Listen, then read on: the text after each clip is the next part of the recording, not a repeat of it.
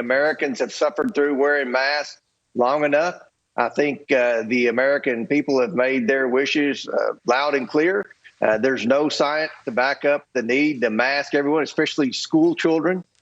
We've seen research that shows the air filters on a plane make it one of the safest places to be without wearing a mask. So I applaud the courts for doing the right thing. Okay, the courts made their decision. The CDC now, of course, saying, hold on there, courts.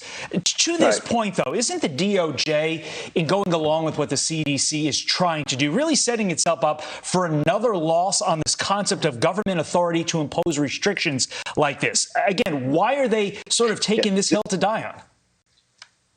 This is another attack on our freedom by the Biden Department of Justice. The CDC has been wrong on so many decisions with respect to COVID-19. Dr. Fauci needs to go. He's worn out his welcome. No one in America has any confidence in anything Dr. Fauci says, whether that's good or bad. It's unfortunate, but Dr. Fauci has burned every bridge. It's time to go. It's time to get a new face on COVID-19. And the Biden administration just needs to go along with the courts, go along with the wishes of the American people, and move away from these mask mandates. Yeah, Lucas Tomlinson started his piece by saying that this could have implications in the midterm elections. What do you think about that? How will voters perceive this?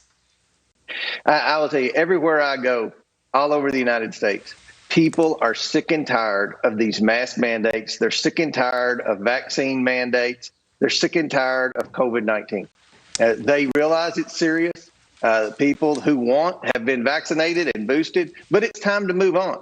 History will show the government lost its mind in shutting down the economy for days and weeks and for making our kids stay at home for over a year worth of virtual learning. This never needs to repeat itself. Hopefully we'll learn from our mistakes in history and move forward. But I blame Dr. Fauci for a lot of this.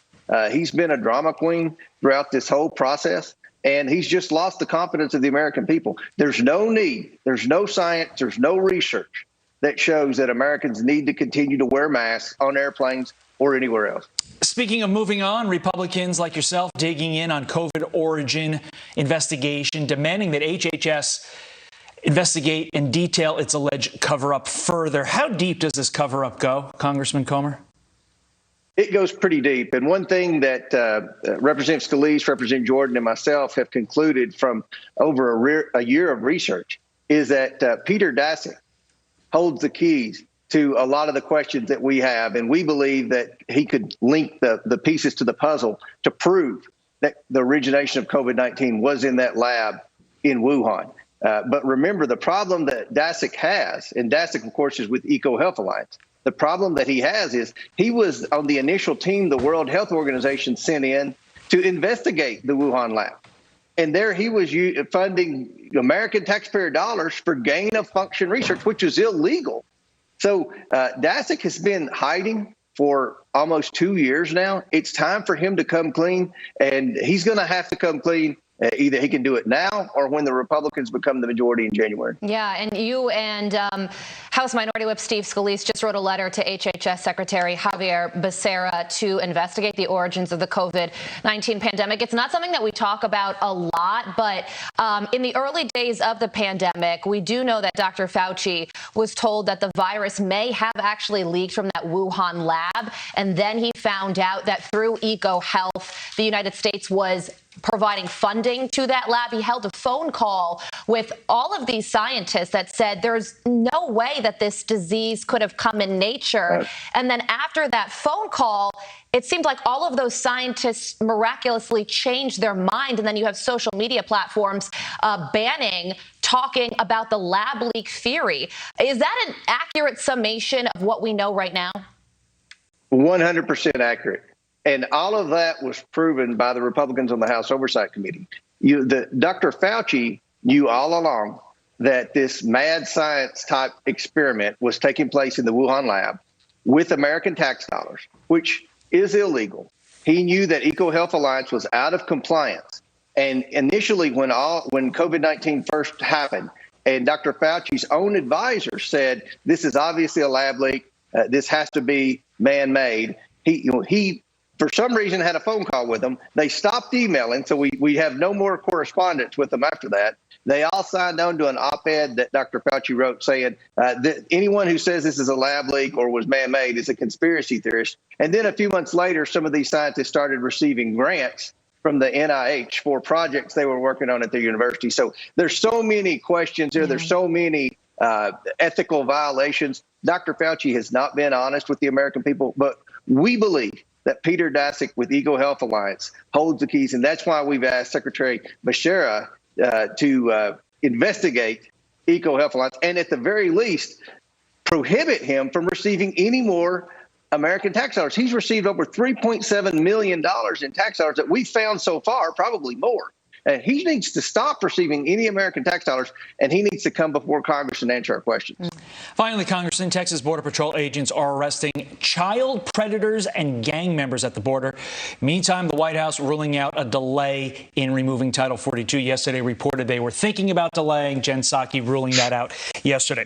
If Joe Biden won't secure the border to keep out child predators, what possibly could get him to change his tact at this point?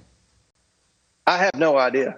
And what was troubling when I was at the border last week was seeing all the evidence of where women were being raped at the border. You saw abortion pills laying all over the ground at the border. You saw torn clothing. I mean, the plight that these women are going through because of his open border, it's inhumane. It's unimaginable what these women are going through. Then you look at all the human trafficking. Just in Kentucky, we've had more human trafficking in the last 12 months than we've had in the previous 20 years. This is all coming from Mexico, not to mention the 100,000 fentanyl deaths in America. All that fentanyl is coming across the border. And now you have this latest development. I mean, this is probably the worst of all the bad policies of Joe Biden. The worst policy of all is what's going on at the southern border. Yeah. And, as Todd just said, Jen Psaki yesterday during the press conference did say that they are still going to repeal Title 42 in May. That's the position that they're taking right now. But you do have to wonder behind the scenes, is that actually what's going on? Or are they saying we have a huge problem on our hands, especially when you consider somebody like Senator Chris Coons, who is one of President Biden's closest allies, saying that he wants Title 42 to remain in place as well.